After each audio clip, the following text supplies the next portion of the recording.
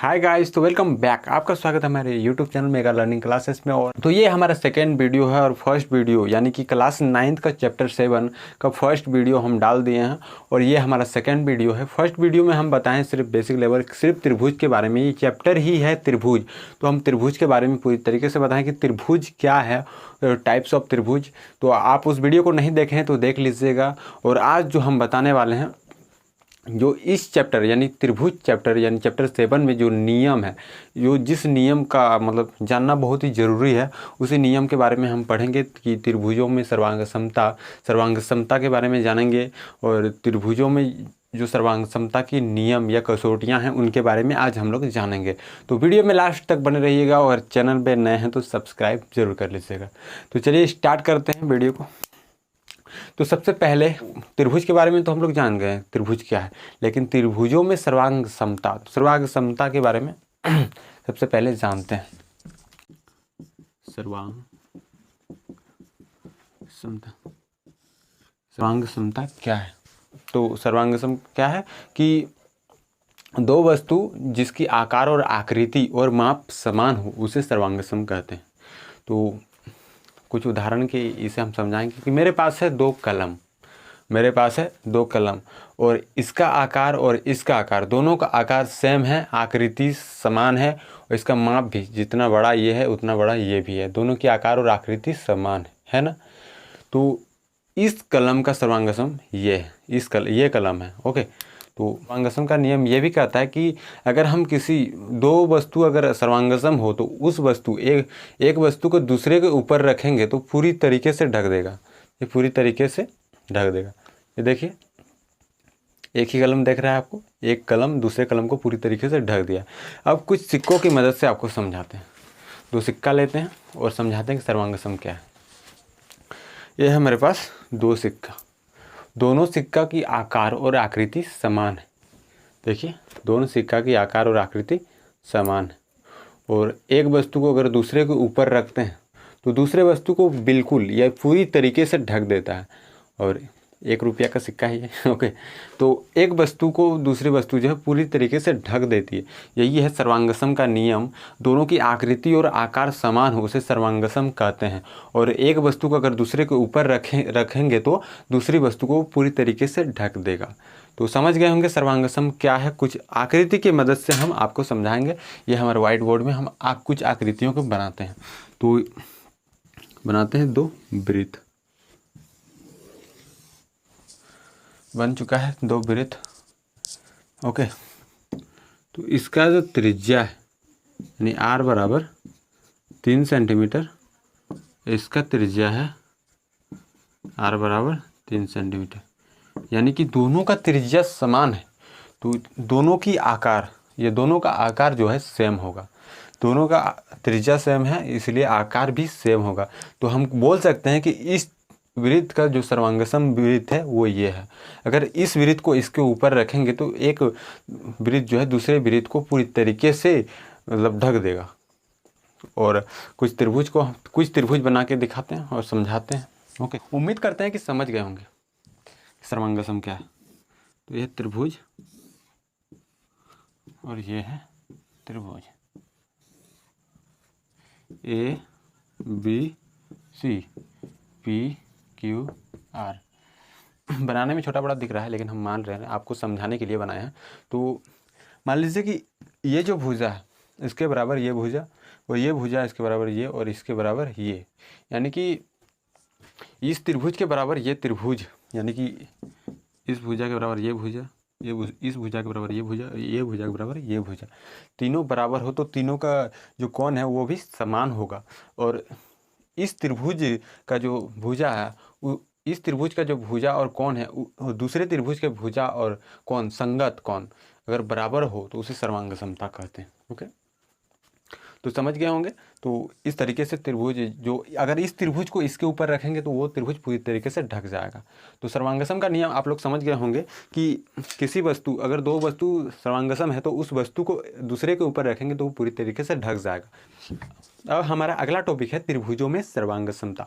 तो त्रिभुजों में सर्वांगसमता को आप समझेंगे, उसके बाद जो हमारा नेक्स्ट टॉपिक है त्रिभुजों में सर्वांगसमता के नियम या कसौटियों के बारे में जानेंगे। तो त्रिभुजों में सर्वांगसमता आइए जानते हैं।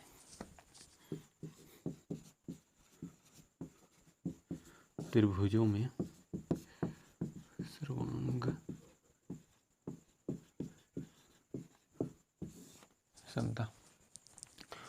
तो सर्वांगसमता मतलब होता है बराबर, सेम टू सेम, ओके। और त्रिभुज के मतलब तो जानते हैं, तीन भुजा से घिरा हुआ एक पृष्ठ, बंद पृष्ठ, तीन रेखा के द्वारा घेरा गया एक बंद पृष्ठ, ओके। तो त्रिभुज बनाते हैं और उसमें सर्वांगसम को समझाते हैं। तो ये है दो त्रिभुज,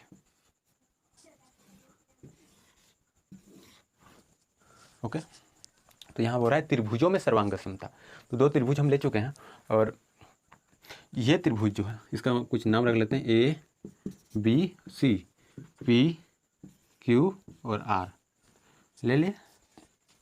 तो त्रिभुजों में जो सर्वांगसमता, यानी कि एक त्रिभुज दूसरे त्रिभुज के सर्वांगसम तभी होगा जब ए बी बराबर पी क्यू और बी सी बराबर क्यू आर और ए सी बराबर पी आर बराबर होना चाहिए।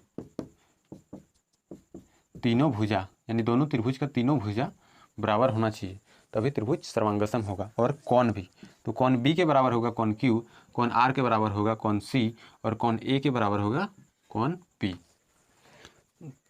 तो इस तरीके से तो बराबर होगा। और संगत कौन, दूसरे पहले त्रिभुज का भुजा और कौन दूसरे त्रिभुज के भुजा और कौन संगत कौन के बराबर होगा, तभी त्रिभुज जो है सर्वांगसम होगा। त्रिभुज जो है सर्वांगसम होगा। तो सर्वांगसम का जो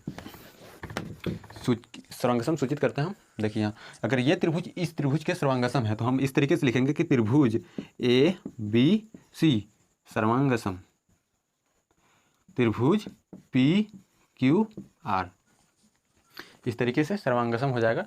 तो बस यहाँ जा रहे थे कि त्रिभुजों में सर्वांगसमता, जो अगला टॉपिक हमारा नेक्स्ट टॉपिक है त्रिभुजों में सर्वांगसमता के नियम। तो उसमें जो है ये 6 चीज़, यानी कि ये भुजा, ये भुजा, ये भुजा और ये तीनों भुजा और ये तीनों भुजा और ये तीनों कोण और तीनों कोण में से कोई 3 ही बराबर होना चाहिए। उस नियम के अनुसार जो है, जो हमारा 5 नियम हमको इस चैप्टर में पढ़ना है, मतलब इस त्रिभुजों में सर्वांगसमता में कसौटियाँ या नियम, जो हमें 5 नियम पढ़ना है, उन 5 नियम में बताया गया है कि ये जो दोनों त्रिभुज है ना, इन दोनों त्रिभुज में कोई 3 चीज़ ही बराबर होना चाहिए।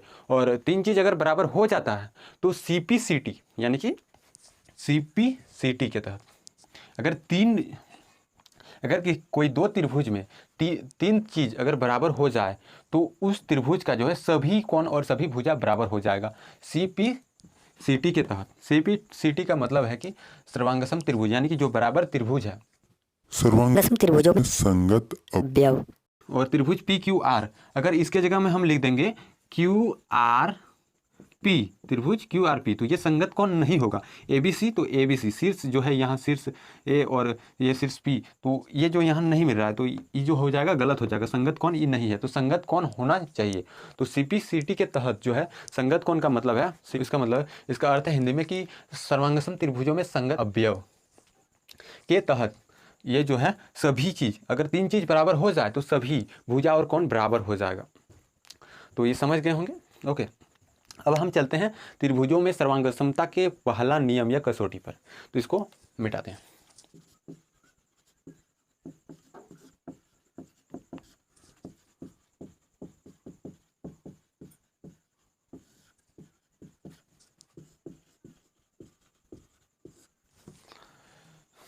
तो हम लोग अब जानेंगे कि त्रिभुजों में सर्वांगसमता का नियम, उसके नियम के बारे में पढ़ेंगे। और पहला नियम है हमारा, फर्स्ट नियम है SAS सर्वांगसमता नियम, सर्वांगसमता नियम।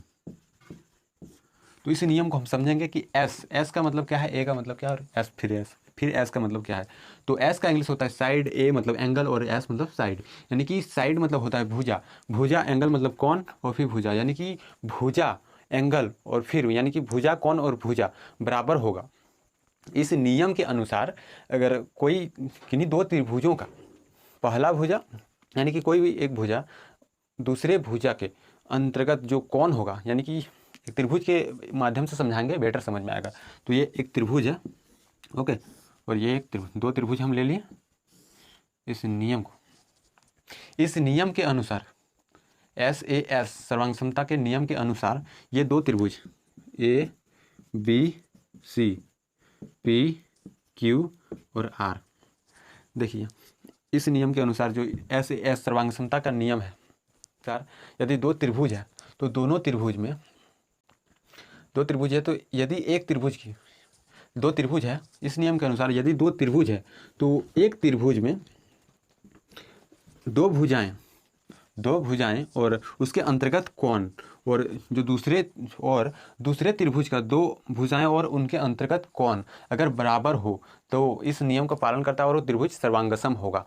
तो अंतर्गत का मतलब होता है कि मान लीजिए ये भुजा और ये भुजा और ये भुजा और ये भुजा अगर बराबर है तो इनके बीच का जो अंतर्गत कोण है वो अंतर्गत ये मतलब इन दोनों भुजा के बीच का जो कोण वही होना चाहिए। अगर ये भुजा बराबर है और ये भुजा बराबर है तो इनके बीच का जो कोण है ये होगा, और ये तो इसका बीच का अंतर्गत कोण ये होगा। तो SAS मतलब साइड यानी कि भुजा बराबर भुजा और एंगल बराबर एंगल और फिर भुजा बराबर भुजा। तो ये नियम यही प्रदर्शित करता है कि दो भुजा बराबर होना चाहिए और एक एंगल बराबर होना चाहिए। उन दोनों दो भुजा के अंतर्गत यानी उन दोनों भुजाओं के बीच का जो कोण होगा वही बराबर होना चाहिए, तभी ये नियम जो है लागू होगा SAS।